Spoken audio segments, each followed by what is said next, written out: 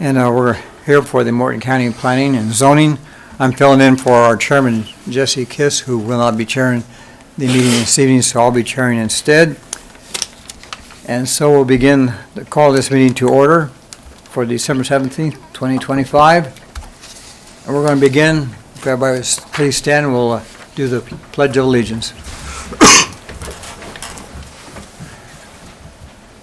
I pledge allegiance to the flag of the United States of America and to the republic for which it stands, one nation, under God, indivisible, with liberty and justice for all.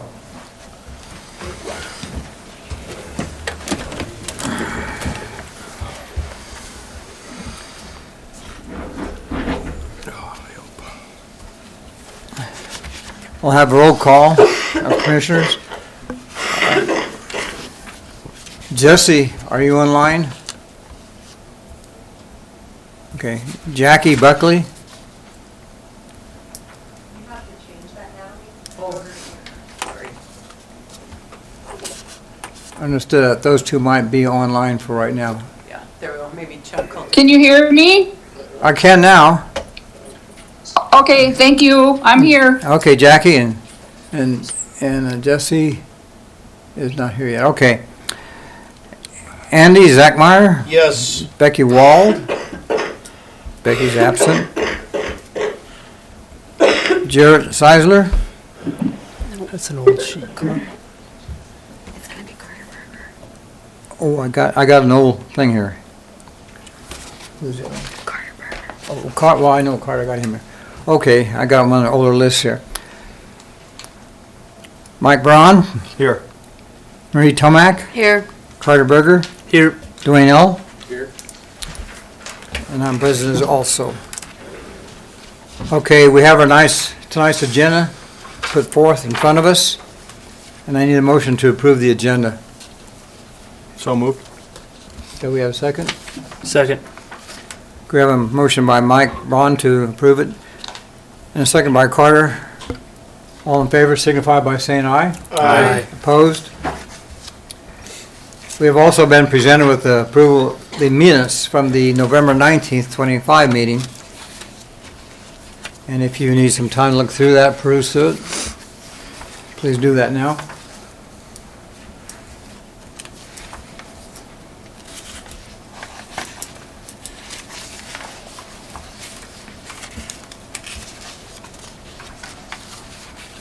Then some of the things we've had, we're ready for that, we need a motion to approve that particular agenda. I'll move to approve the agenda as printed. Second. Who's second? I did. Okay. We have a motion by Dwayne L. to approve the minutes of that meeting, and a second by Mark Brown. All in favor signify by saying aye. Aye. Opposed? Okay. Aye. Okay, that approves those minutes. Okay, we're going to begin tonight. Our first item is a public hearing. It's a request from Matthew and Felicia Bob for the final plat of a short-term subdivision known as Perry Homestead Subdivision and a zoning map amendment from agricultural to residential on approximately 11.68 acres in Northwest 4th, Section 10, Township 137 North, Range 85 West in Morton County. Natalie? This is about 4 miles southeast of Almont, south of County Road 137. The applicants would like to, so this is an existing auditor's lot, and they want to bring it into conformity. So they're bringing a subdivision forward and then doing a rezoning from agricultural to residential.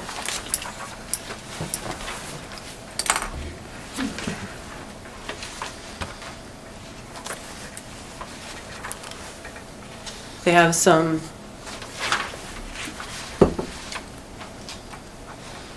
existing structures on the property. They are served by Missouri West Water and Power already. There's no right-of-way dedication needed because the right-of-way was already dedicated. It's a complete corridor, so they would just be dedicating the utility easement. Staff is recommending approval, and I can take any questions. Anybody have any questions for Natalie on this matter? Any questions at all? Okay. Then I'll open the public hearing at this time. If there's anyone here who would like to speak on this item, please come forth and state your name.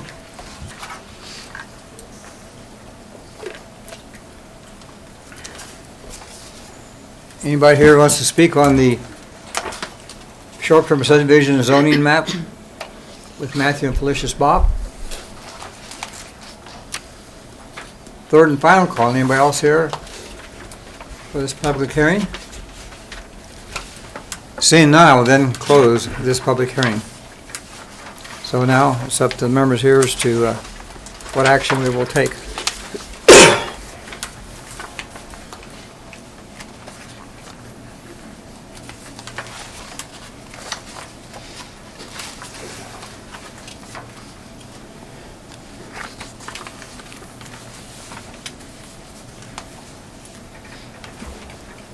Mr. Chairman, I move to recommend the approval of the plat, of the final plat of the short form subdivision known as Prairie Homestead subdivision and a zoning map amendment from agricultural to residential as the subdivision conforms to the regulations established in Article 7 of the Morton County Land Use Code and is in keeping with the land use priorities established in the 2045 Comprehensive Plan. I'll second. Okay. We have a motion by Dwayne L. and a second by Marie Tomac. Take the vote now. Buckley?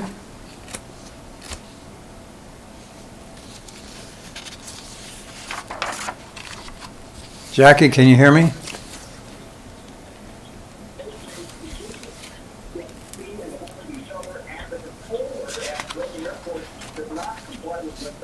Okay, aye, sorry. Okay. Okay, we got a yes from you then. Ron? Yes. Berger? Yes. Tomac? Yes. Zach Meyer? Yes. L? Yes. And I vote yes as well. Motion carried. I vote yes. Oh, Jesse's here. Who's that from? I think that was Jesse. Oh, Jesse, okay. Good to hear you, Jess. Okay, thank you.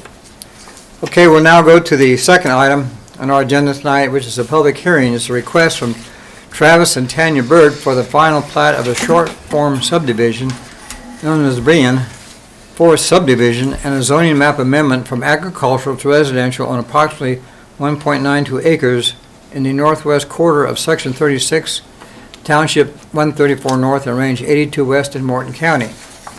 Hey, Natalie, you want to tell us about that one? Okay, so this is the former town site of Breen. Pretty much everything along, this would be Main Street, County Road 134. Pretty much everything is non-conforming ag because the parcels are too small to be conforming. So what they're looking to do is just combine these two lots into one conforming lot and then rezone from ag to residential.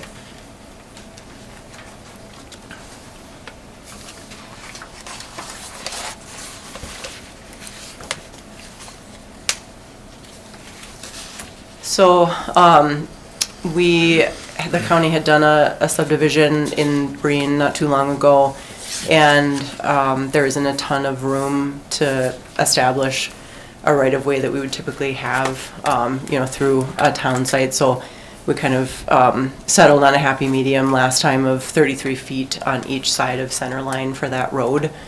So we're continuing that trend here and just have them dedicate enough to make a total of 33 feet on that side of the road, and then do a 20-foot utility easement. The subdivision is served by Southwest Water and Power, and staff is recommending approval. You can take any questions. Okay. Any questions for Natalie on the board? I do have one question, Mr. Chair. Natalie, which lot was it that we looked at before? Was it the one to the west? I'm trying to remember. Yeah, I should have had that ready. Yeah, it was to the west. Yeah, it was south and west. Or sorry, both. We did, yeah, there were was two two of them? It was the one that's on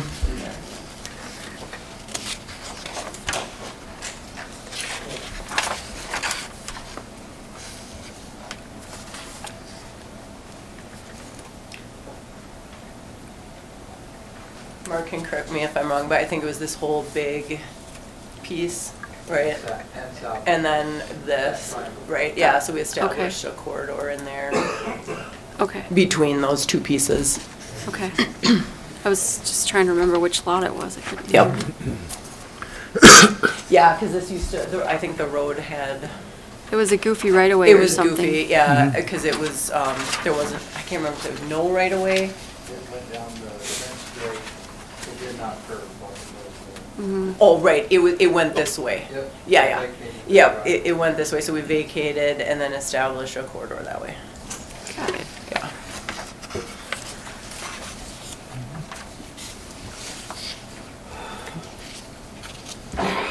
Other questions for Natalie?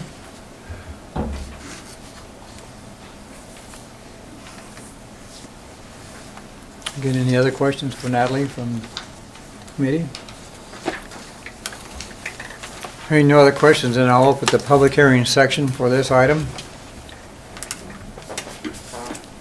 Is there anybody here that would like to speak to this issue? Anybody represent anybody or would like to make a comment?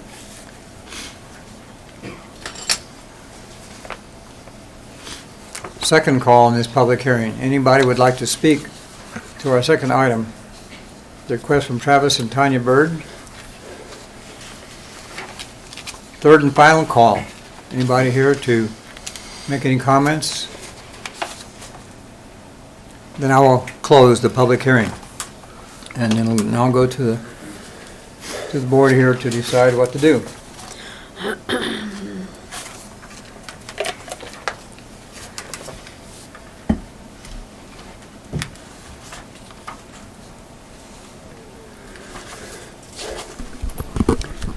Mr. Chairman, I move to recommend approval of the final plat of the short form subdivision known as Breen Fourth Subdivision and a zoning map amendment from agricultural to residential as the subdivision conforms to regulations established in Article 7 of the Morton County Land Use Code and brings the lots into zoning conformity.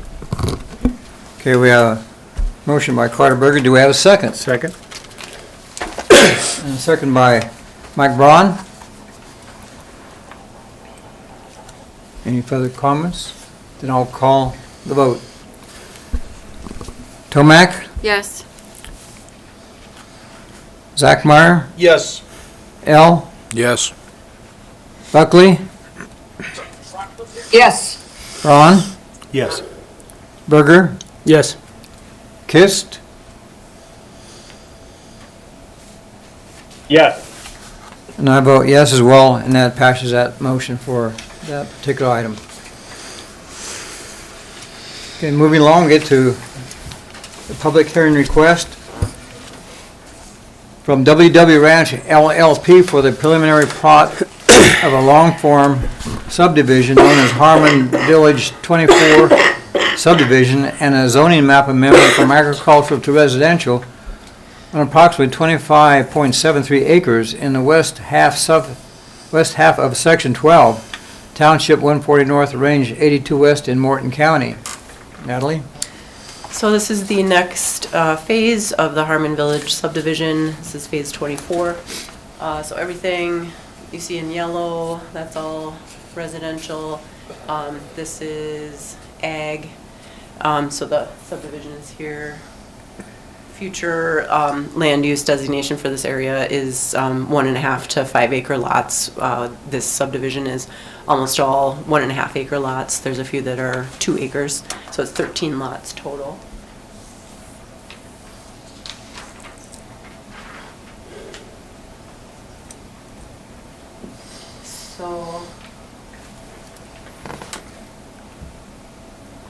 So the roads were already constructed from previous phases of the subdivision, so those are already done.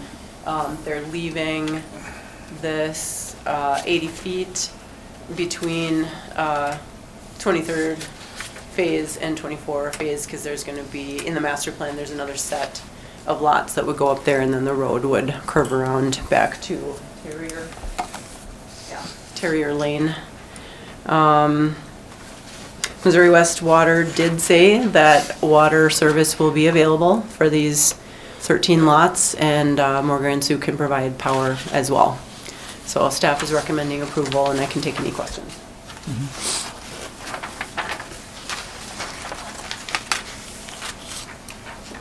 Natalie, how much room for expansion is there still out there for that particular Harmon Actually- Village area? Yeah, here, I'm gonna set that back up.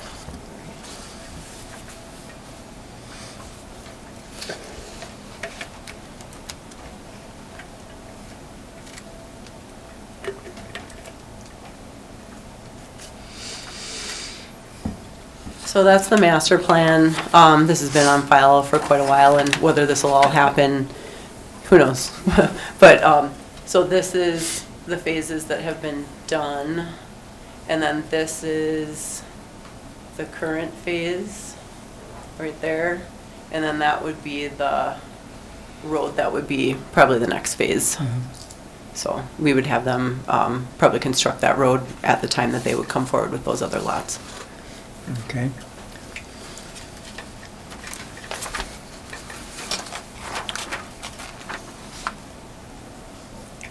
Questions for Natalie?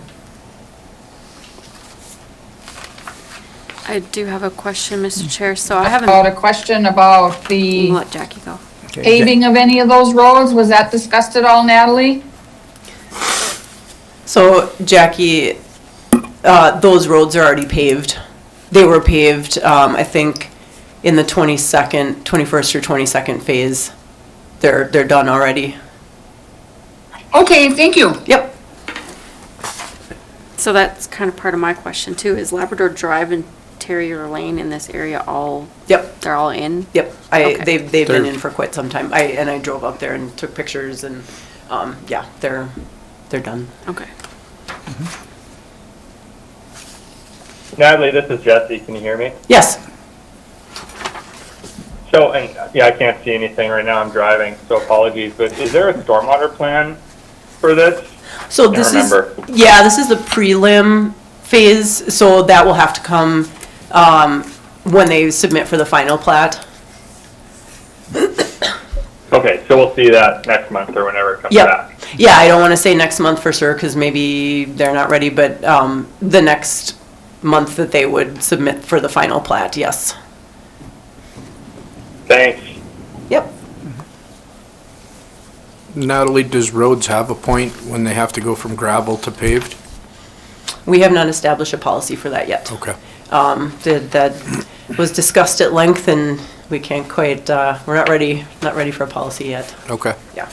Well, Natalie, would that policy depend upon whether it's going to be privately maintained or whether it be maintained by the county? It's so many factors.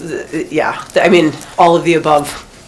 It's a lot of factors to consider, and yeah, the road commission had discussed it quite a bit in respect to, you know, when Honey Hills had come forward, and, you know, we're gonna have Maverick Estates. We already did the prelim plat for that. Just trying to create a situation where maintenance is gonna be sustainable for our staff. So, but yeah, we didn't, I mean, I shouldn't say I get pulled in, but it's a roads thing. Okay, yeah, Yeah. we do have people look at that. Any other questions or points of clarification that are needed from Natalie? Any other questions or clarifications needed?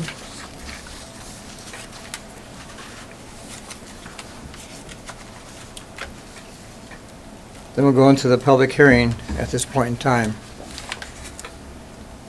Is there anyone here who would like to speak to this particular matter brought before us, or represent anybody that has a concern about this? On a request from WW Ranch LLP for the Harmon Village area. Okay. Okay, second call. Anybody here that would like to speak to this?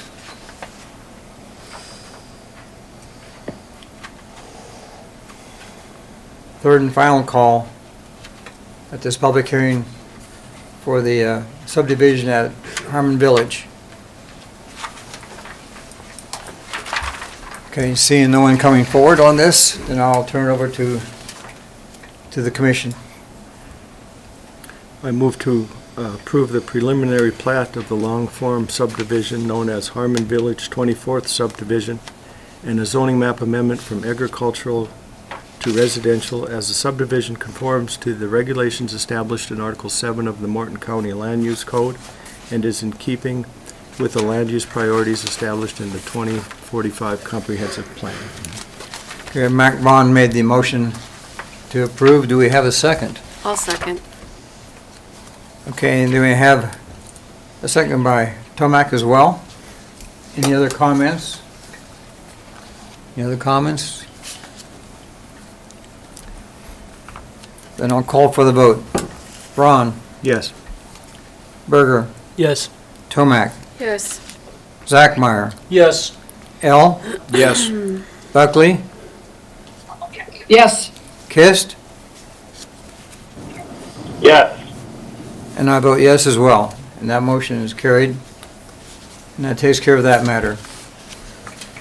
Now we're into the fourth public hearing, which is a request from the estate of Delmer Schlenker, is that Schlenker. Schlenker? Thank you. For the final plat of a long-form subdivision known as Monte Ranchero's 6th subdivision on 40.46 acres in the northwest quarter of Section 8, Township 138 North, Range 82 West in Morton County. So this was before the board last month. This is the final plat. So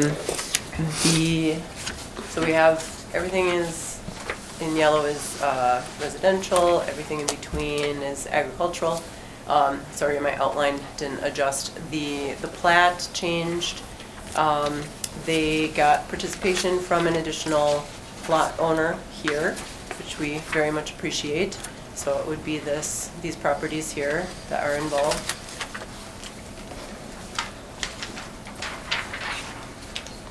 So this is the Fringe Area Road Master Plan. This red should be an arterial. Again, here's the subdivision there. I got clarification from MPO staff since last meeting, and they said arterial means for each jurisdiction, however they define arterial. So for us in the county, our definition of arterial is 75 feet of right-of-way from center line. And so you will see the applicants have put that amount of right-of-way on the plat.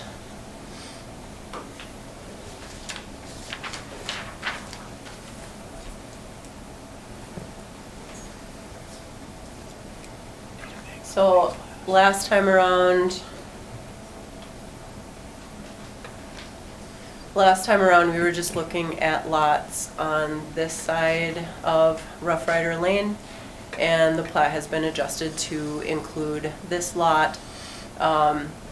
They are agreeing to dedicate 75 feet, or enough to total 75 feet of right-of-way all the way across the northern boundary of the subdivision, all the way out to 29th. And then vacate this portion of Rough Rider Lane, because right now there is a garage sitting in the right-of-way.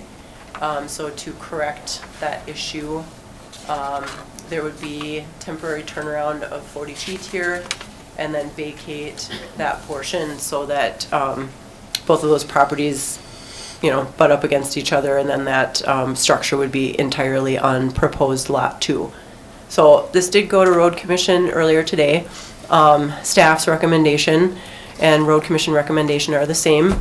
And that recommendation was to accept this plat, everything as is, except remove that line and that line, so that we would just have 1, 2, 3, 4 lots of about between 9 and 10 acres, which would fit with or maintain the density of the original Montes Rancheros first. And the reason being, our comprehensive plan states that any subdivision road that was not conforming to our current subdivision road standards, which currently those standards are 80 feet wide and constructed, with that 80-foot right-of-way, that we our policy is to not allow further lot splits in subdivisions where those roads are not up to our current standard, which this one is not. So, again, road commission recommendation, staff recommendation is to approve this as is, but with only 4 lots. So with that, I can take any questions. Okay, questions for Natalie?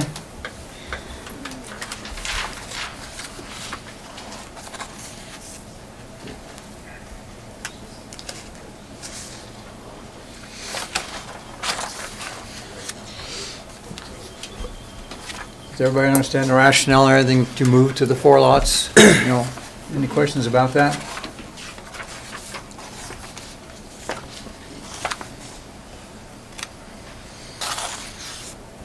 Okay. Jackie and Jesse, have any questions? I'm good, Dennis, thanks. Okay. I'm good too. I went through it this morning. Okay, I'm glad you did your homework. Okay, then we'll open the public hearing section on this particular agenda item.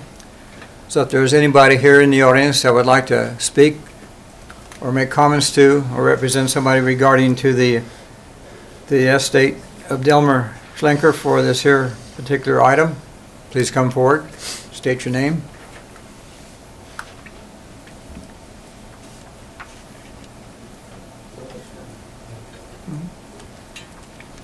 Okay, second call. Anybody have an interest or wish to comment on this particular item?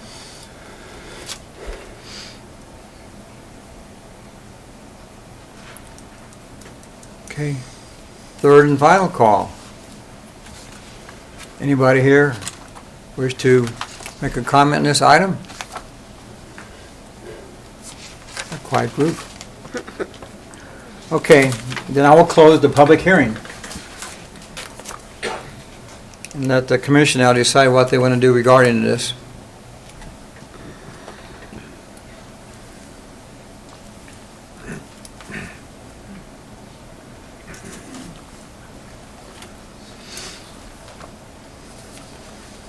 Mr. Chair, I'd be ready to make a motion. Yes, I'm ready for a motion at this time. I move to recommend approval of the final plat of the long form subdivision known as Montes Rancheros 6 subdivision, only if the plat is reconfigured with 4 total lots that preserve the lot density of the Montes Rancheros first subdivision in order to comply with policy 15.3.3.a of the 2045 comprehensive plan. Second. Okay, we have a motion by Tomac and a second by L. Any other questions or comments before we vote? Then I will call the vote. Tomac, Yes. Zachmeyer, Yes. L, Yes. Buckley,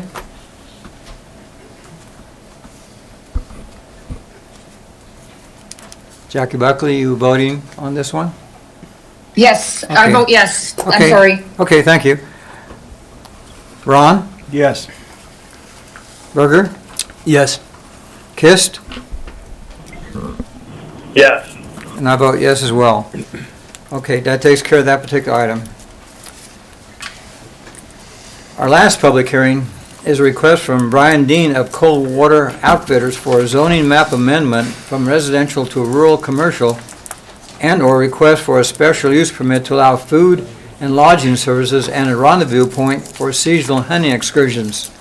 This is on Lot 1, Block 1, River Place 5th subdivision in southeast quarter of Section 16, Township 140 North and Range 81 West in Morton County. Okay, Natalie, want to fill us in on that one? Sure. So you can see all of the yellow here is residential. Everything to the west of it is agricultural. The subject property is right here in the middle of the subdivision. It's an 1.5 acre lot.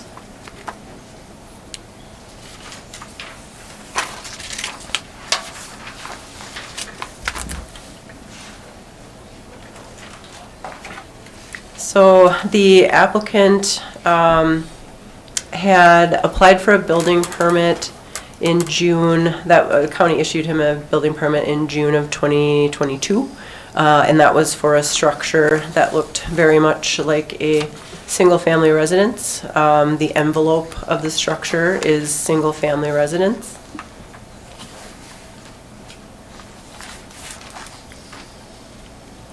So it has a large living room, kitchen, 3 bedrooms, garage, pretty typical for that area.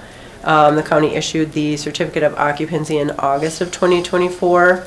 Very shortly thereafter, the applicant started using it for hunting excursions, commercial hunting excursion packages that included lodging and meals, and so this use doesn't fall under a bed and breakfast because the owner, it's not being used as a family home. The owner doesn't live there permanently, and they serve more meals than breakfast. So it doesn't fall under a bed and breakfast category, the use that it has right now. So the only category that we could put it in terms of uses that exist in our use table would be hotel, even though it's not a ton of beds. And hotel use is only allowable in full commercial zoning, which would very clearly be far too intense of a zoning district for being on an 1.5-acre lot in the middle of a residential subdivision.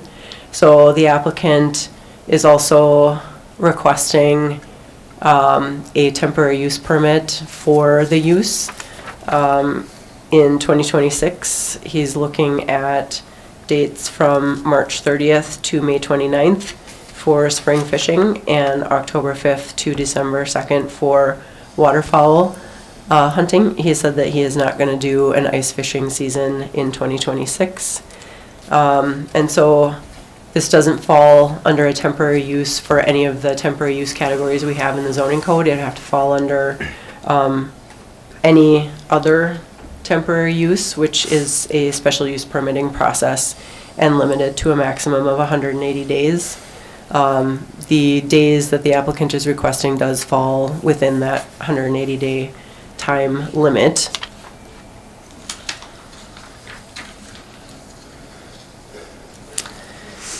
So I guess more facts about the business.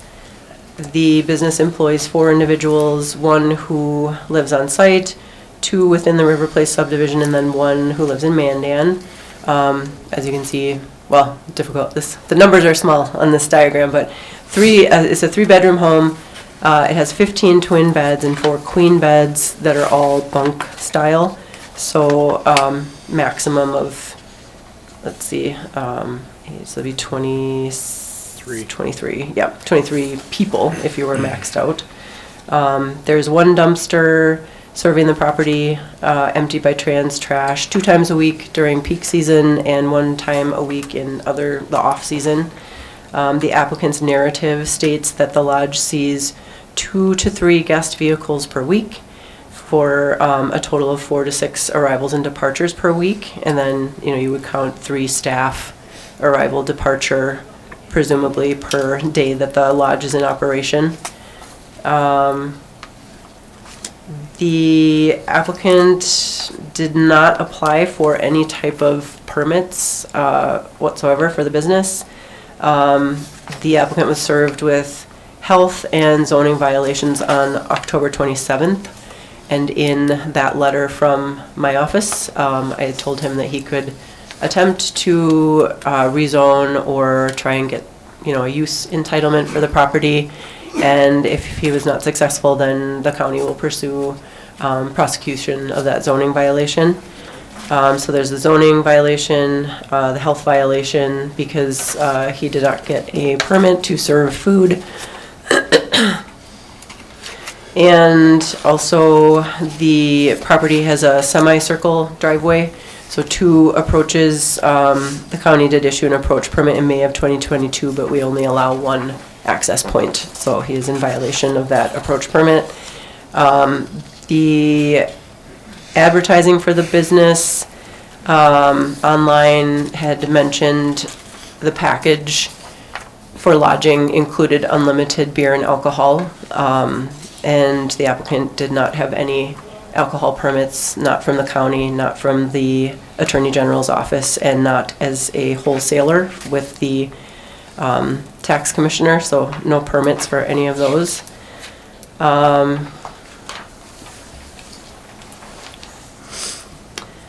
Generally, when the county approves temporary use permits, most often that's for something like a fireworks stand. You know, it's seasonal, and we do look at appropriate locations for those type of temporary uses that are commercial in nature, which this is commercial in nature, you know, where you would be getting more frequent trips from the public.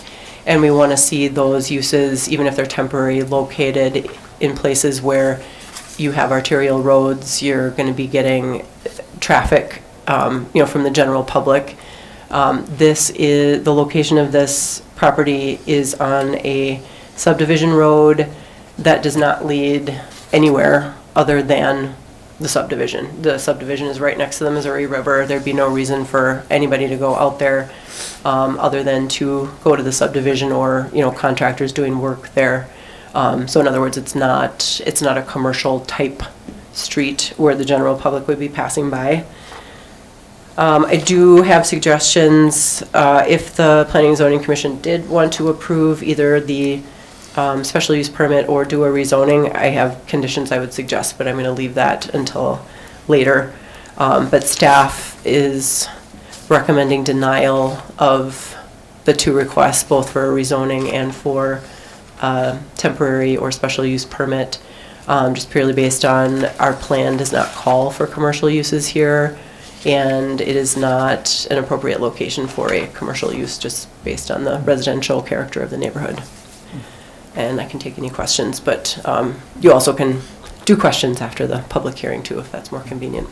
Well, Natalie, aside from the specifics of zoning laws and things like that, in reading this, there seems to be a concern regarding to the people that live in the area as to certain issues that could come about or have been of concern with regarding to traffic and some other things that they figure would be detrimental, you know, to that particular neighborhood as well. Is that correct? Correct.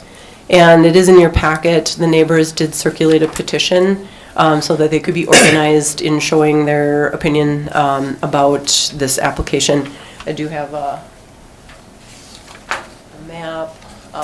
All the properties in red have either contacted me or signed the petition stating that they were opposed to it, just to give you a general sense of the number of those that were opposed. Mm-hmm. Natalie, when was the last time that this particular building or residential thing was actually used as a live-in residence, the same as the other residences there? I don't think it ever was. It was constructed and then immediately put into use as a commercial facility with no permits. So it's never been a truly residential No. setting there? No, Okay, thank you. not on that property. Yeah. Right. Okay.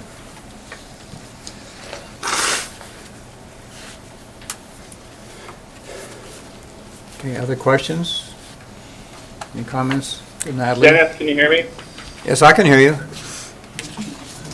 Can I ask Natalie a question? Sure. Natalie, well, do we have information on, and maybe I missed this, but do we have information on the septic system? Because my concern would be that it has a septic system likely designed for the number of bedrooms for residential rather than, you know, the commercial use, which it sounded like has more than a dozen beds. Yeah. Very, very good point, and I confess I had that on my radar, and that slid through the cracks, and I did not do that research, but I mean, whenever Custer Health or Western Plains permits a septic system, you know, they're, like you say, they're typically doing it for the number of bedrooms that are there, but potentially the applicant could speak to what kind of capacity that septic system was designed to.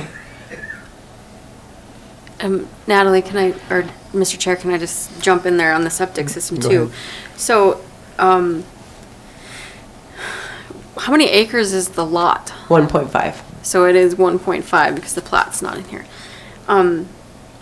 So when you're getting into that size of a septic system, you actually have to, it's permitted through the DEQ. It's not even probably going to be through Western Plains. They're going to push it off to the DEQ. And I it's a had full engineering report. I had spoken to Western Plains, and they said, given the load at the state, technically, the state, maybe it's written that they do it, but then they actually shove They it would back push to it the back to local. her? Yeah, Okay. when it's that size, unless it's But- huge industrial, system. But even still, at this level of use, isn't Western Plains going to require a full engineering report or something like that anyway? That's up to them. I didn't see I'm assuming they must have gotten what they needed, at least for that number of bedrooms, otherwise they wouldn't have gotten their CO. Correct. Yeah. Yeah.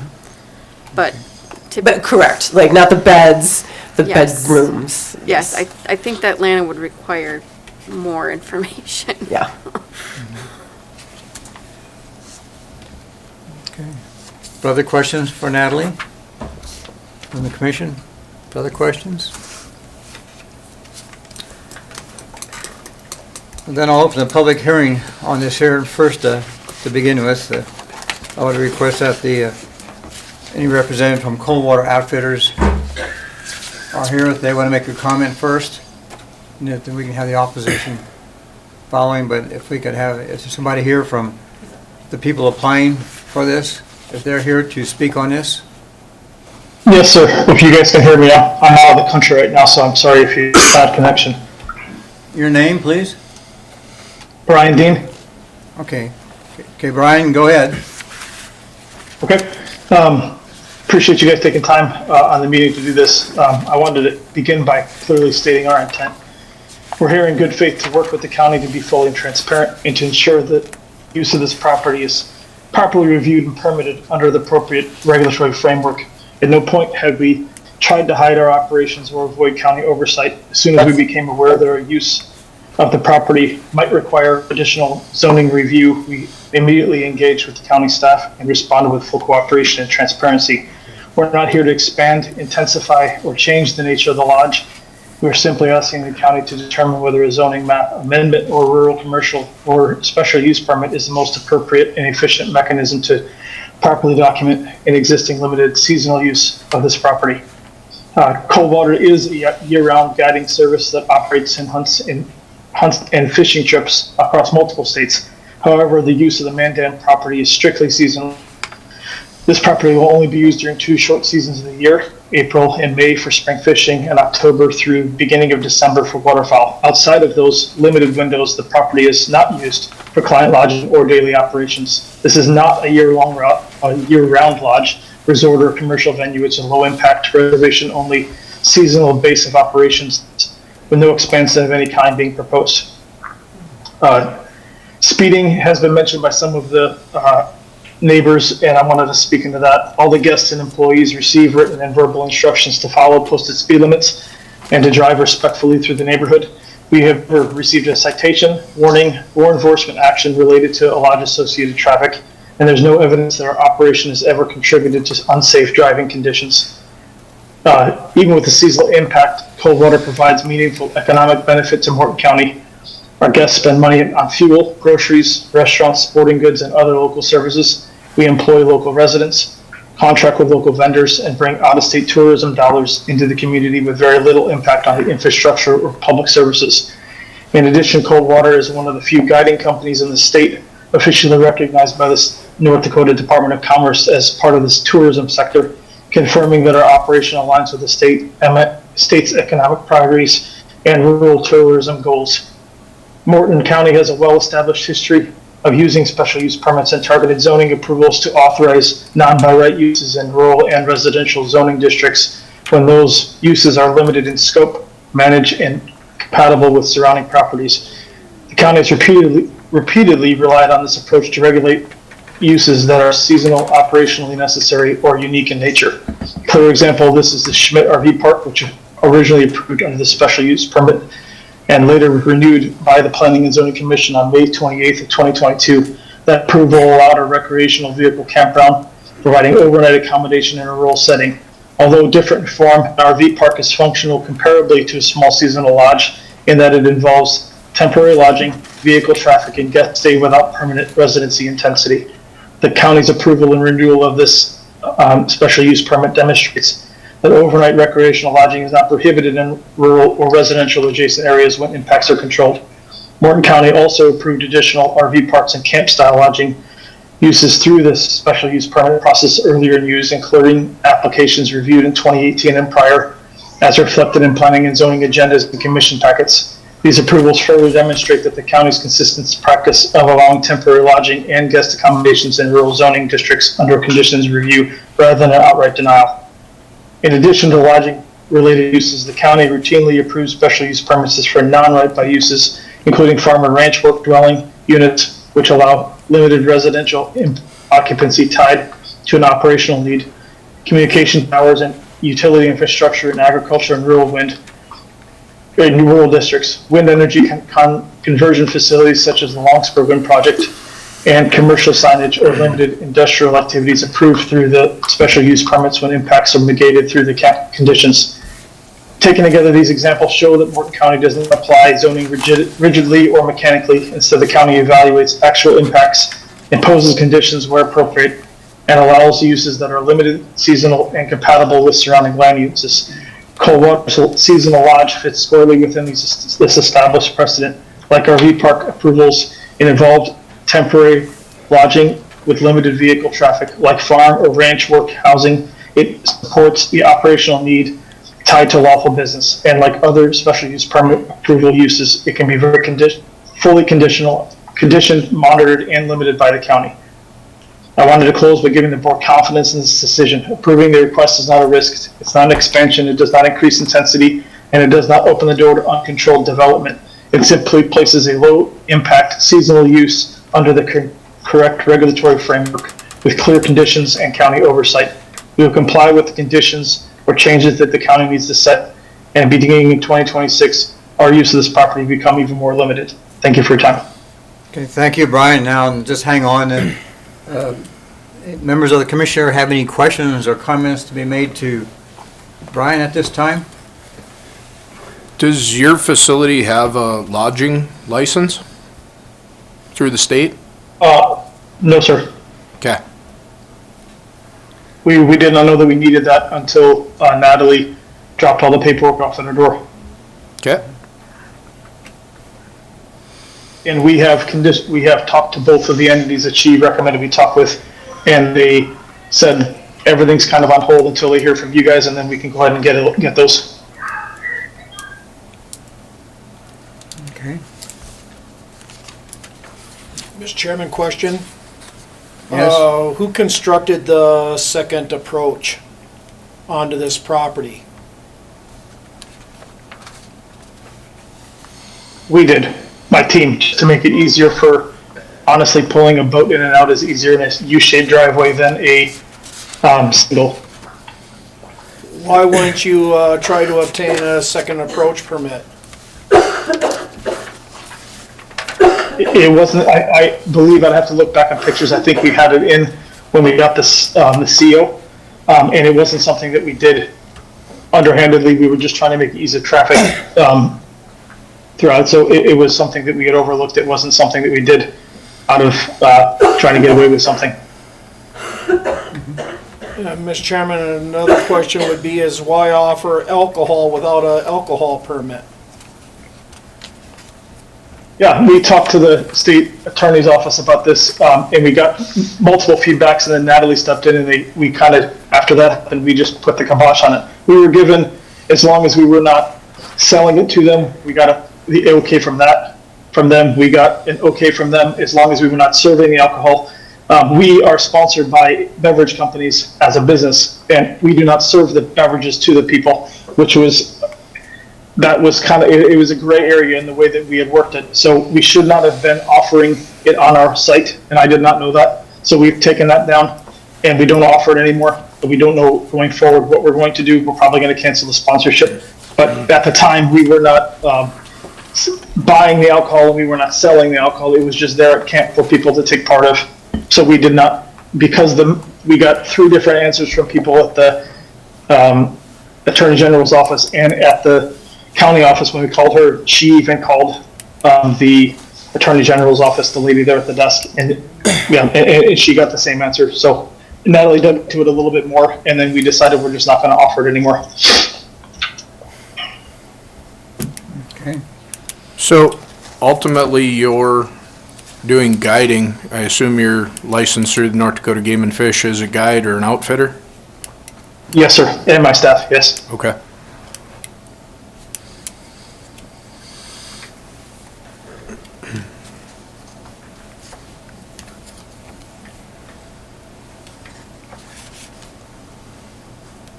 Other questions for Brian?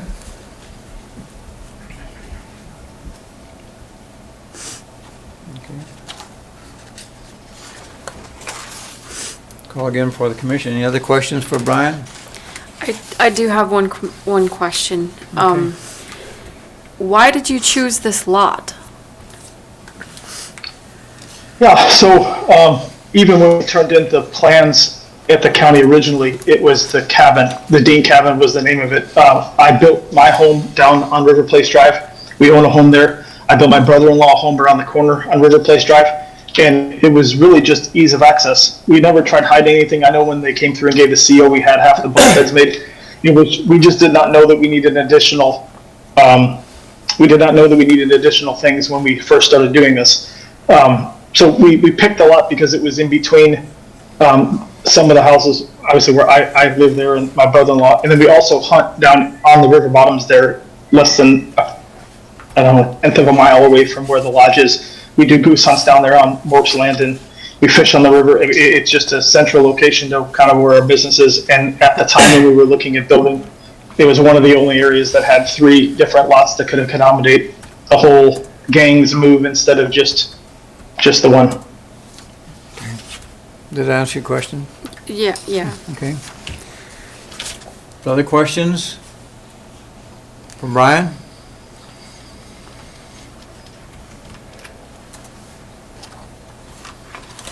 Again, any other questions for Brian? We're still now in the public hearing with comments. Is anybody here that would like to speak to this, representing maybe the contentions from other people? Come forward, state your name, please.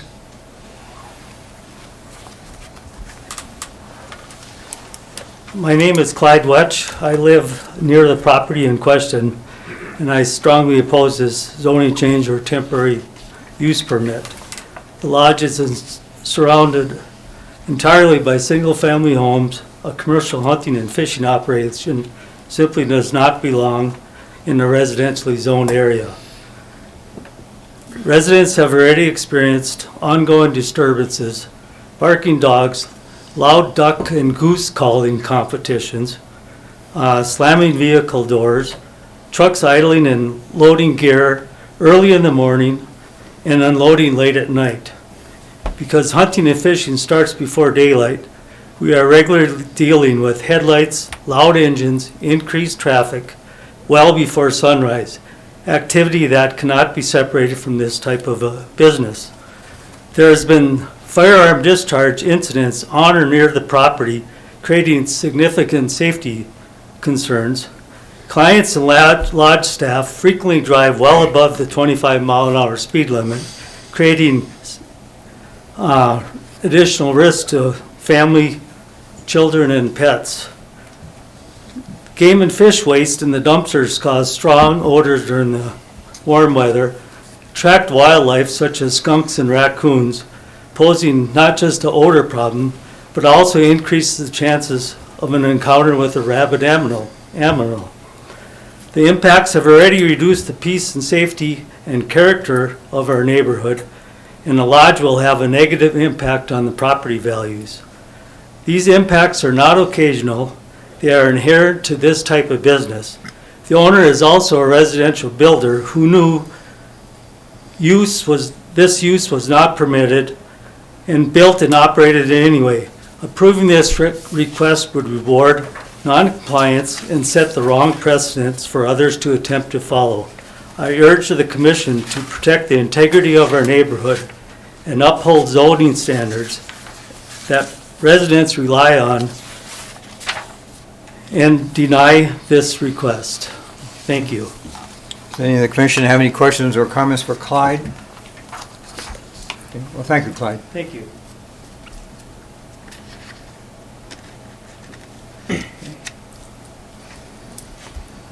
The floor is open to anyone else to come forward.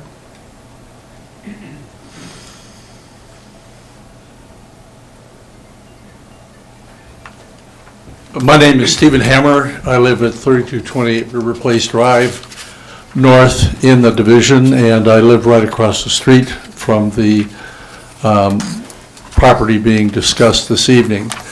I've been a neighborhood member since 2011, the flood of 2011.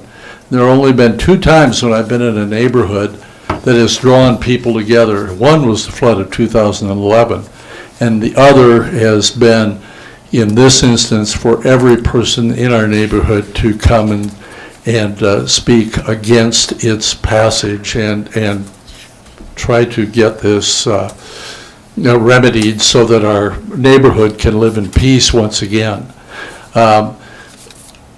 The police cannot be there to enforce speed limits on a daily basis. I mean, it's just not proper.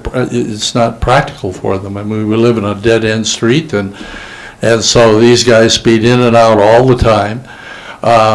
We're talking about river access. They're fishing. Well, why do you have to build a property in this area? Because unless you live on the river there is no river access. You have to go to Bismarck-Mandan to get it. There is no other private or no other public access out there for this fishing business, and that's exactly what happens. Their boats are whizzing back and forth all day long during the fishing season, and the smell that comes out of these places is just atrocious. They're not taken care of. They're throwing the entrails and everything else like that in these dumpsters. You asked earlier about septic tanks, and I can't tell you the size of the septic tank, but I can tell you that I was there when it was being built, and it's no larger than the one in my house that had 3 homes and 3 runs for the septic tank. This is not constructed to be the facility that it is. It's not, the neighborhood isn't designed to take care of this. We have gravel roads, we don't have paved roads. And the alcohol consumption, so you have uncontrolled alcohol consumption in a residential area that is being like a bar run in your residential area. And I would like to know which one of you would like to have that in your neighborhood. I mean, that's essentially what's going on. And you could start it and you could stop it, but there's going to be booze there. We know that. And every one of our homes, of course, has our own, but we're responsible for our own. These are people we don't know. They're using weapons we don't know. We don't know where they come from. So I strongly urge you to rule against approving a permit for this. Okay, any questions for Stephen? Thank you, Stephen.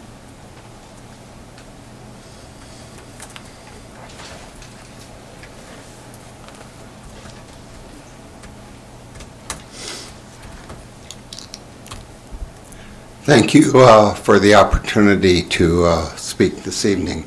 My name is Paul Milner. My wife Catherine and I, our 2 daughters, live at 3275 River Place Drive. Additionally, my wife and I own the lot directly north of the Coldwater Outfitter hunting lodge property. In addition to the concerns addressed by the residents already, I have a very specific, very personal concern that I would like to express this evening. Catherine and I have 2 daughters. Evelyn, would you please stand, is 11. Emily, my daughter, is 6.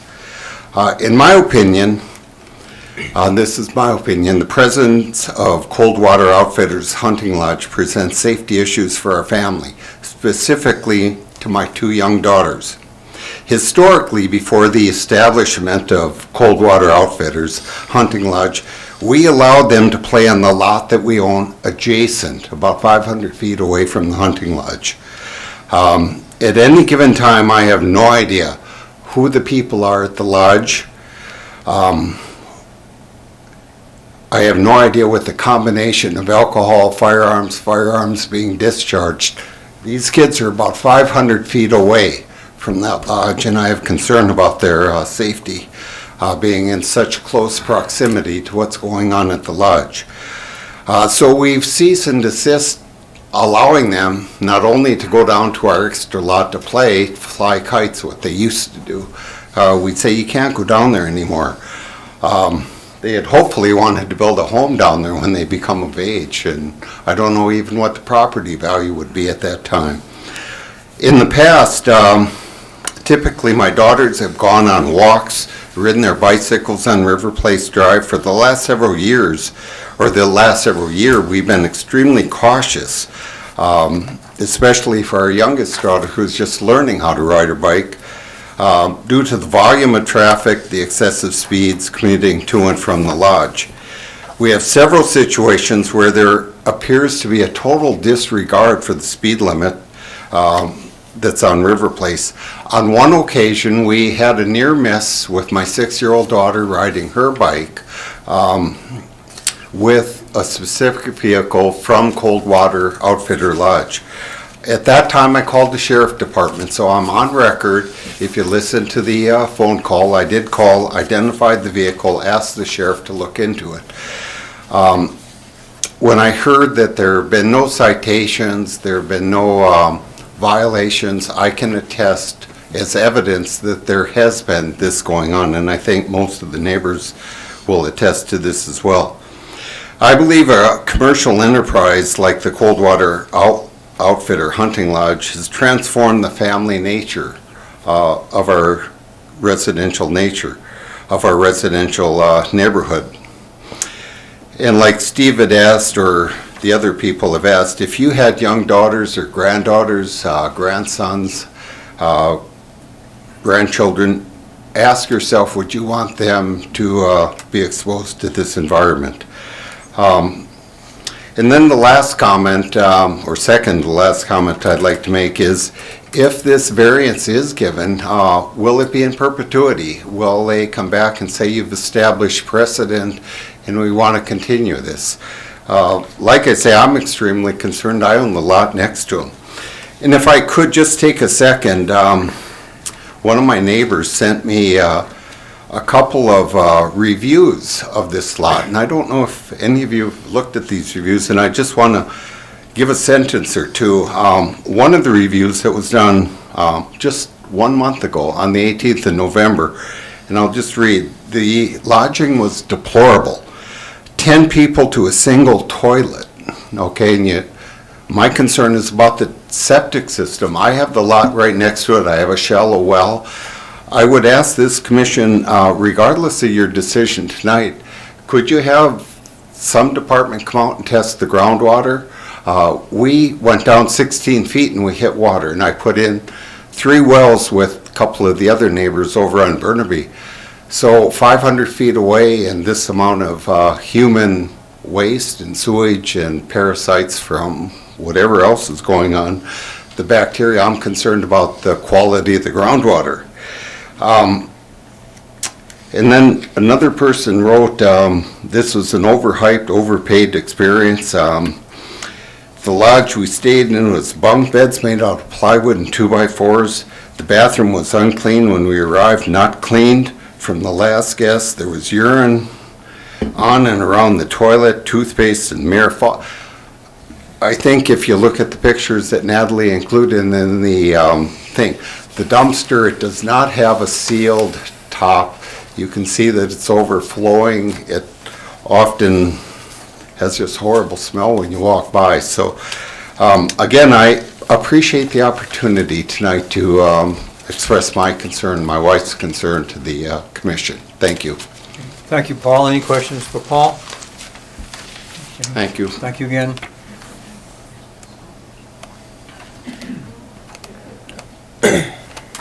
Is anybody else here to add to those concerns?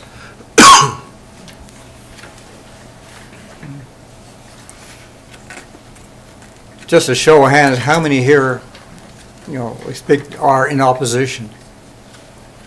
Okay. So basically everybody here. Is there anybody here in support? Okay. But again, this is a public hearing. Does somebody else want to speak that maybe contribute or add more to what has been said already? If you do, please come forward.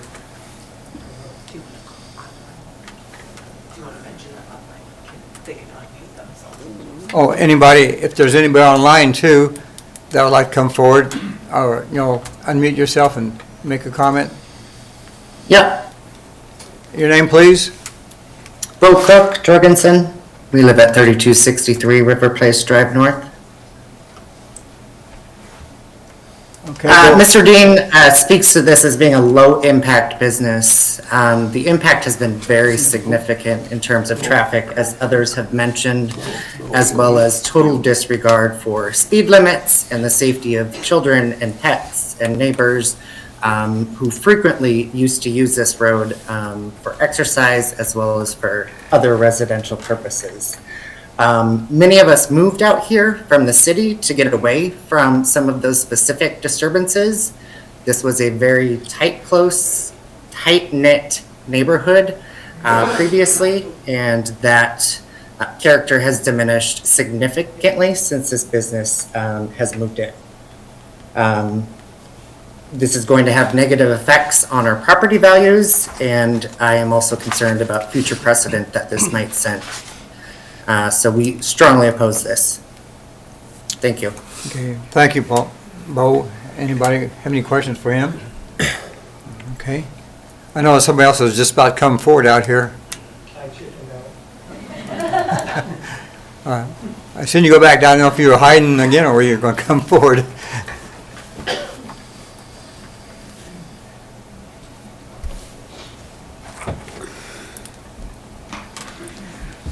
I'm Brad Hertz, 3256 River Place Drive, about 600 feet south of the proposed lodge, not the proposed lodge, the lodge itself. And when they talk about not having any smell, I don't know if there was a staff when they went out there. But if the wind's that right direction, I can get the smell down where I live. I can about imagine what it's like closer to the structure. But someone had mentioned about septic system. If this thing gets a go, I don't know if you have to worry about fire suppression for a commercial building. That's another thing to check into. But I was surprised he brought up about three houses, because there's where we got a lot of the traffic concerns is they're racing from one house to the other two houses all day long on any given day, whatever. So that was one issue. And another one is he talks about variance for 2026 till he transitions out of the area. He hasn't told us his master plan what that is, just that he's going to transition out, but I wouldn't give him the chance to do that. I would kick him out now. And when he says that if it's only a spring and fall bookings of his business for 2026, man, that's our best time to be outside, is in the spring and fall of the year and dealing with him. So I, like everyone else here says, turn him down, get him out of there. Thank you. Thank you, Brad.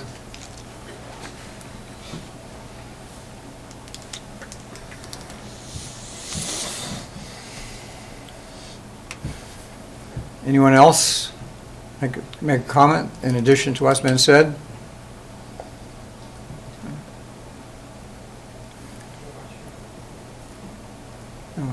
Yes, sir, one more thing to add real quick. I do believe both of the properties, Mr. Dean's property as well as Coldwater Outfitters property, are both delinquent in taxes with Morton County at this time. Okay, yeah, well, I don't know if that would have any specific bearing on that, but it's something that might be worth mentioning. Of interest anyway. Thank you very much.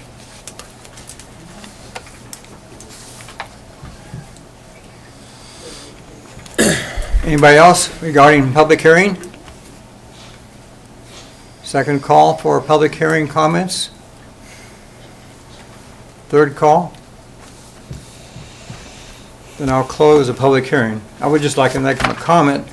Brian, are you still there? Yes, sir. Okay. I noticed I've been with the planning zone for quite a long time, and what I've noticed is when things go in and they concern their neighbors and other residential people within the area, too often there's a lack of communications or a lack of notifying and working with the people in that area as to whether or not certain things are acceptable, in terms of businesses and other types of behaviors of things. And from what I see here, you have the entire neighborhood is in opposition. So, not that I'm specifically accusing, but it sounds to me like there's been a deficit in your ability to communicate with the people in this area and to get cooperation. If the thing you're constructing is a vital and is good and it can be productivity and something that the neighborhood can accept, then that'd make it a lot easier. But there's a lot of opposition, to your presentation here, and maybe some that you might go back and recollect what strategies you use for this. But it just seems apparent to me that that you did not get support like you should to do this.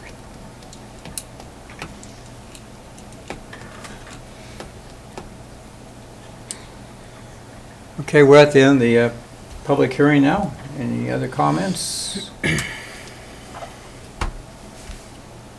Natalie, you have anything further to add to this? No, I can take questions, after you close the public hearing. Okay.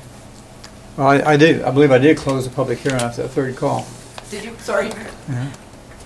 Okay. We'll close it again. Just close it again. I'll close it again. Okay. Sorry.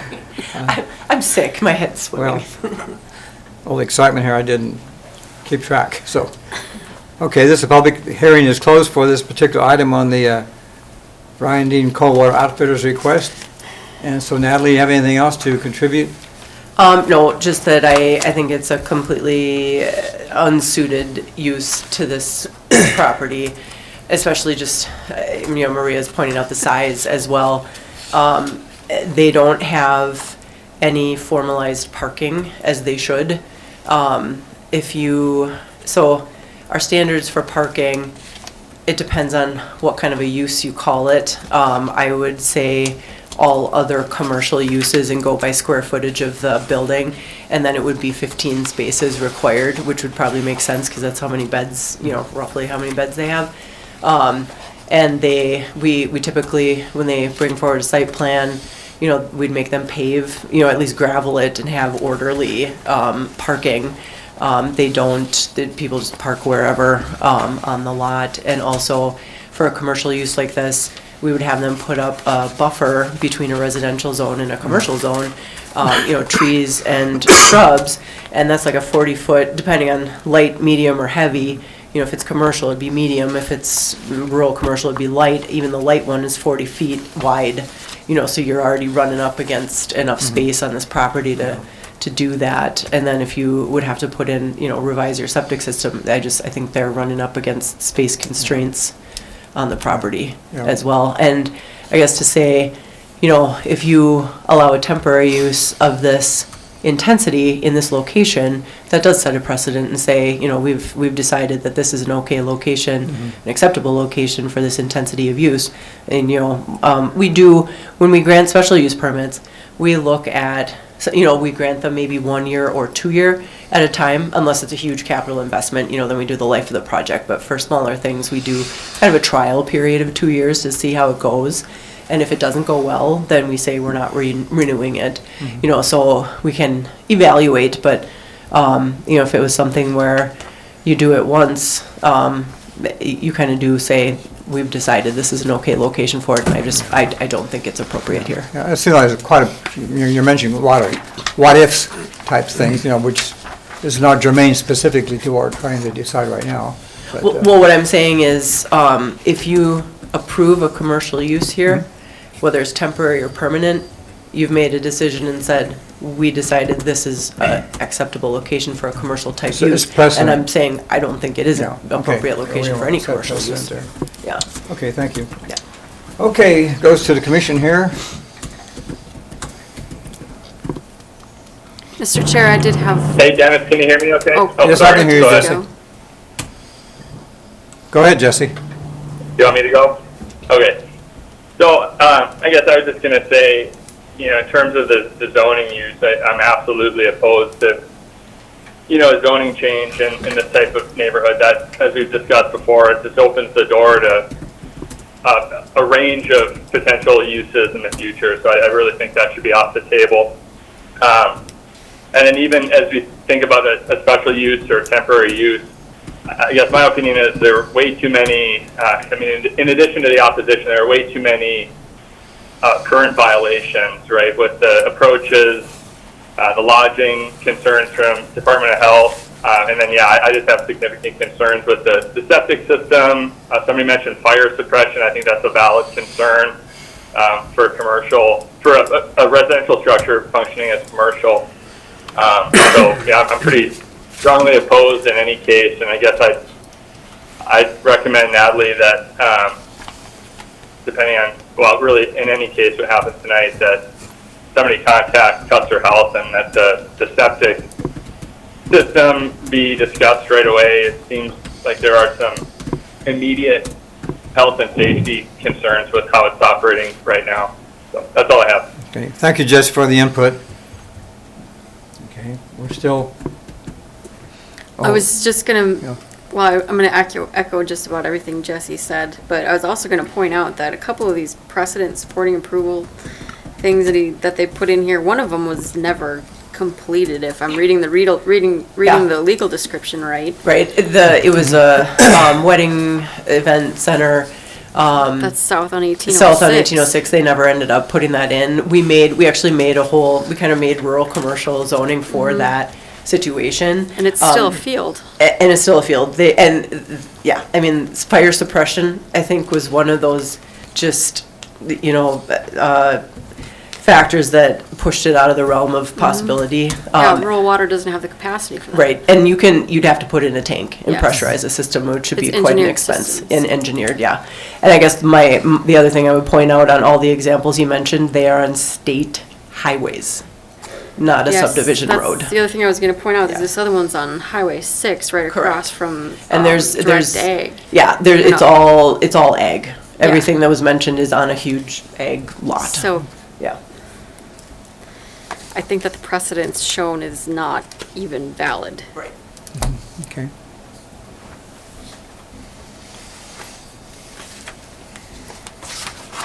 Okay. Action is still in front of the commission.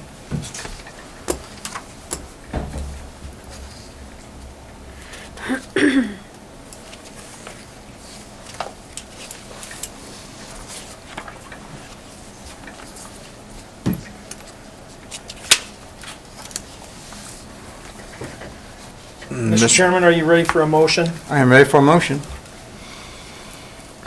Mr. Chairman, I would move to recommend denial of the request for a rezoning on Lot 1, Block 1, River Place 5th subdivision as a rezoning from residential to commercial or rural commercial for the following reasons. The rezoning from residential to commercial or rural commercial is not called for in the future land use plan component of the 2045 comprehensive plan. The rezoning would alter the residential character of the neighborhood. The road serving the property is a subdivision road rather than a road designated to convey larger volumes of commercial traffic. A semicircular driveway with 2 approaches was constructed in violation of the Morton County approach permit issued in May of 2022. There was a failure to obtain a liquor license from either Morton County or the North Dakota State Attorney General's office when alcoholic beverages were indeed offered as part of the business or rental services being offered. No evidence was presented that the septic system would accommodate the current business plan. The request does not promote the health, safety, morals, public convenience, general prosperity, or the public welfare as listed in North Dakota Century Code 1133-01 and North Dakota Century Code 11-33.202. Okay, and you made a very specific motion there. I'll Do we have a second. second? I'll second that. Okay, we have a motion by Mr. L. Second there, are we ready for the vote then? Okay, I'll call. Berger, Yes. Tomac, Yes. Zachmeyer, Yes. L, Yes. Buckley, Yes. Ron, Yes. Kist, Yes. and I vote yes. Okay, the motion to support denial has been made, is upheld, and that takes care of a public hearing. Oh, Mr. Chairman, so there were 2 applications and 2 requests. Oh, So okay. one was for the rezoning and one was for the special use permit. Okay, so there was a second. I didn't catch, I seen that on it, but I didn't know if that was just an alternative motion or So I a didn't- secondary motion. I apologize, Mr. Chairman and Commissioner Zachmeyer, I didn't catch if it was for the rezoning denial or the special use permit denial, or if you lumped them together. I apologize that I did not catch that. They would be I believe they would be yours was the substantial. rezoning, Andy. Excuse me? I think yours was just the It rezoning. was just the rezoning because that's where it Yeah. looked like it was going Yeah. down. Okay, then we need another motion then. Yep. Right, if you were gonna deny the special use permit as well. It can be, it Okay, could that be would the be the same and just insert special use permit, that could work too. Yeah, that's actually listed here as the second paragraph under the suggested motions. Yeah. Mr. Chairman, I would be ready for that motion if you are ready. Okay, go ahead. Mr. Chairman, I move to recommend denial of a special use permit for Lot 1, Block 1, River Place, 5th subdivision as a rezoning from, or special use permit for a zoning in that area for the following reasons. The special use permit would alter the residential character of the neighborhood.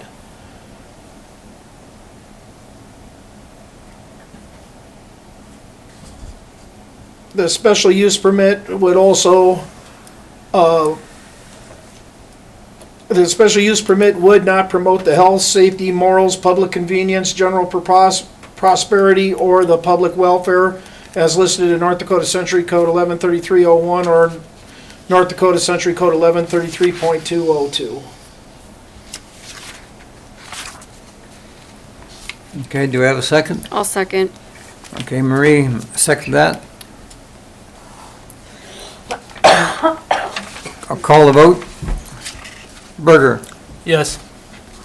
Tomac, Yes. Zachmeyer, Yes. L, Yes. Buckley, Yes. Ron, Yes. Kist. Yes. And I vote yes as well. Okay, that takes care of the motions and everything needed for this particular item.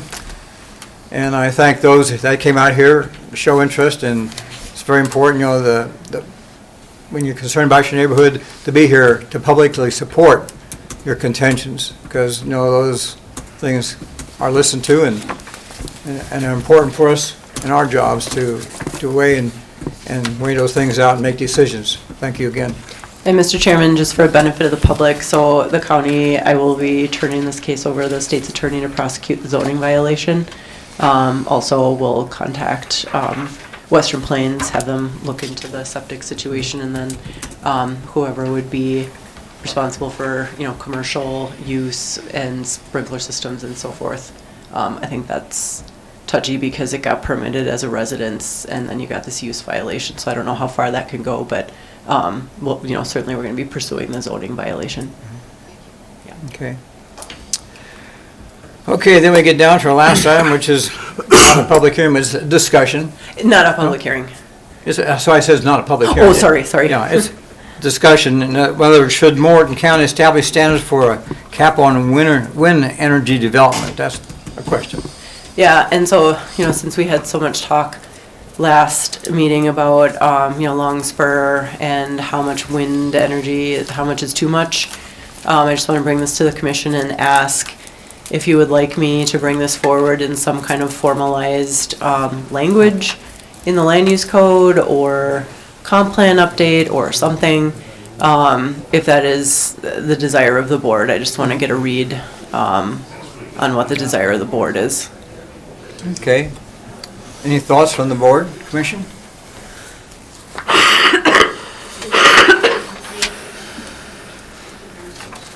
Dennis, I can get some thoughts. Okay, go ahead, Jess. Natalie, I guess my initial thought, I might have been, I think I was maybe one of the culprits to this idea in recent months. I do think it'd be pretty challenging to start establishing real limits, enforceable caps, and then I think we'd have to think about that for other uses as well. Maybe a caveat or a different approach is, I think there'd be some benefit if we had some means within the comprehensive plan and land use code to make that discretionary decision when projects come forward. I know that doesn't help applicants, but we really don't have the meat right now to deny a project on the basis of there being too many wind towers in an area.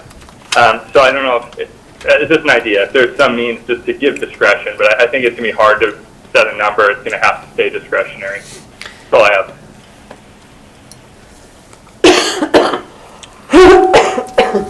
Natalie, are there other jurisdictional areas that you can look to that maybe have to dealt with this, that maybe made some, rules or set some codes down or anything like that? In other words, where you don't have to start from scratch and come to where there's a past experience with this? That's kind of why I'm asking this question, is should I research this? Is it something the board wants to have researched and brought forward? I know in talking with Oliver County, I think they're maybe getting to their limit. I mean, just qualitatively, they have a lot of wind up there. Yeah. Morton's kind of in that same boat, just because we're so close to the interconnects and the transmission line. So I think, in my survey of other counties, and granted it wasn't a complete list, but I mean, I had a pretty decent list of, 20 or so counties, and many of them had no wind projects, or maybe one or two, and Morton, we've already had 4. Oliver's had quite a few. So we're kind of in a unique position just based on our location. I think that pressure is going to continue, based on, again, proximity to the interconnect and the high voltage transmission line that's taking it over to Minnesota. Again, I do believe it will just keep coming. Well, Kansas has a lot of them down there, but I'm not so sure about South Dakota and Nebraska. I don't think they have near as many as North Dakota and Kansas has. I guess my question would be, is this even something that we'd be able to limit? Because would the Public Service Commission or the state step in and say, due to those proximities, this is where it best fits, and be overridden anyways? Well, and we did just adopt our solar ordinance, and we put a cap on solar. Yeah. I mean, we just did it. Right. So, and that was out of concern for prime agricultural land, Right. And I guess what I'm saying is, if we have assets that we want to protect, whether it's a view shed, whether it's, I don't even know what it would be, what factors you have. I think if you make it clear ahead of time, what the regulations are, because that's the biggest thing, is being clear in advance, having clear standards and predictability. I think that's the biggest thing for any developer, is we just want to know what the rules are so that we know how to plan accordingly. Right. So I think, we can try, I don't know, I think you could try a cap of some kind. Obviously I'd have to research a lot to figure out what the mechanism would be. And if the board is not interested, that's fine. It's just, it came up in discussion. So I just wanted to bring it to the board and see what people's thoughts were. When was the wind When was that put into the comprehensive plan or what we have? You mean standards for Yeah. wind? So in the land use code, Commissioner Zachmeyer might be more familiar with the date that happened. There was a whole, I think there was a state model ordinance, if I'm not mistaken, For like when we adopted our wind energy standards, use standards in the land use code.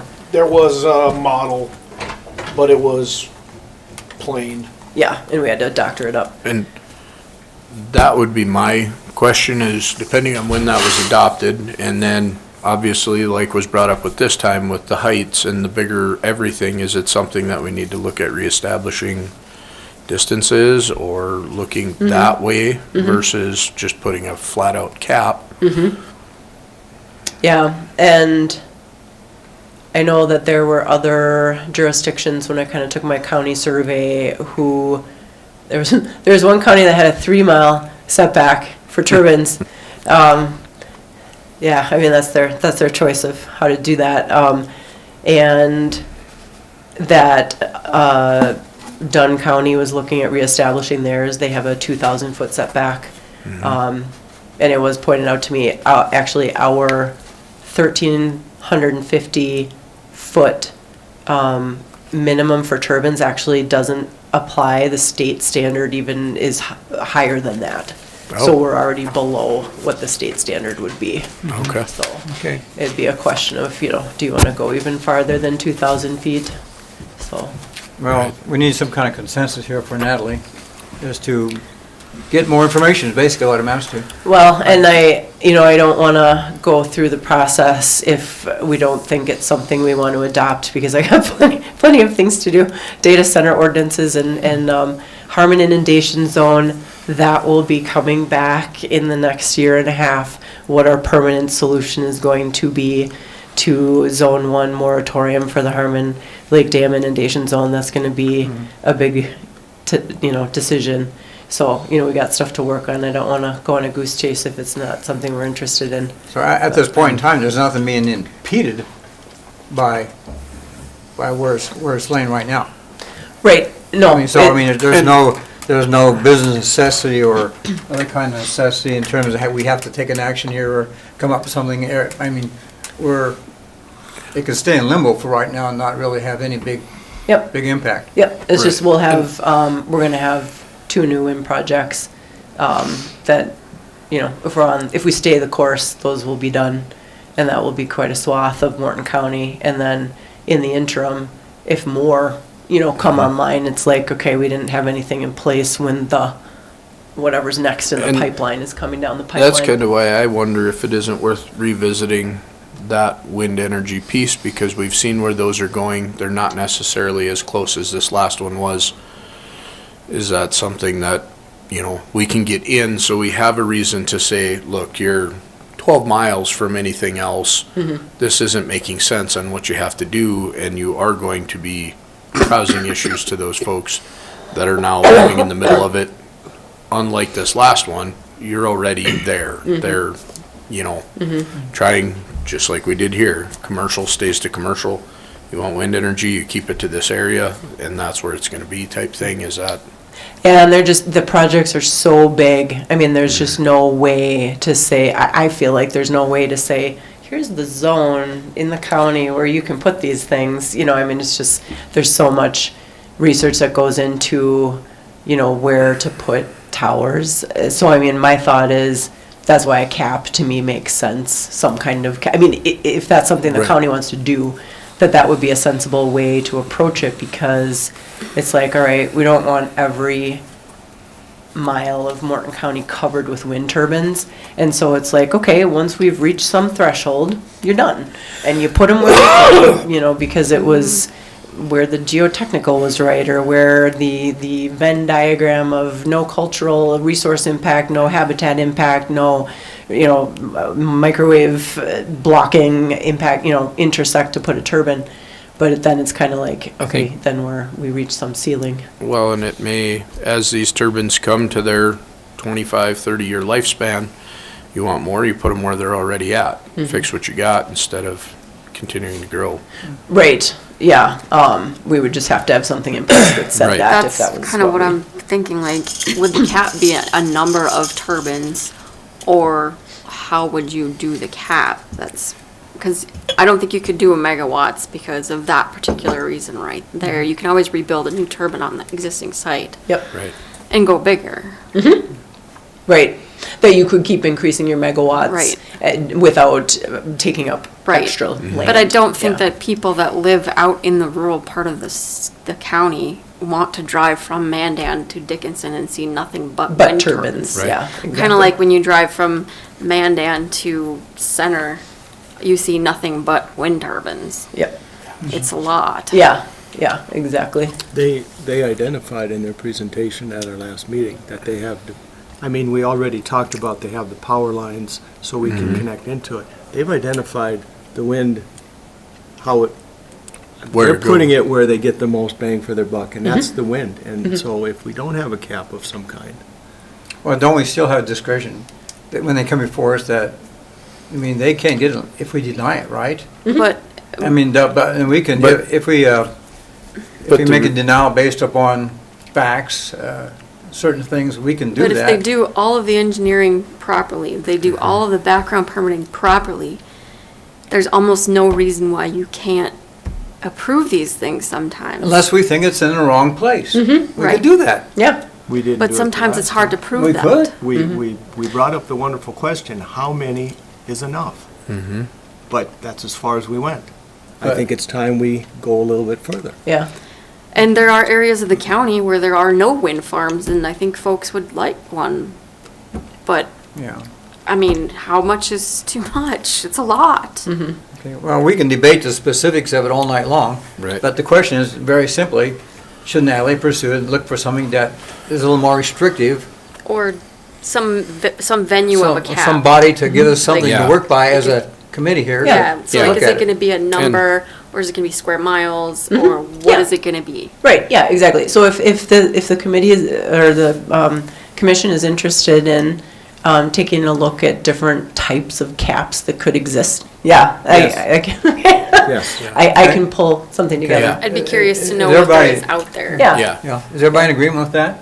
yeah. okay, that's Okay. all I was looking for. We can start a discussion. Okay, well, that's the end of our agenda for tonight. anyway. And then I just had one other thing. So I gave you your performance evals for my 2025 performance. It's coming late this year. I just got it today. Usually we try to have it in by the end of the year. If you could have it to Jackie, and I did send you an e-copy too. You don't have to do the paper copy if you don't want.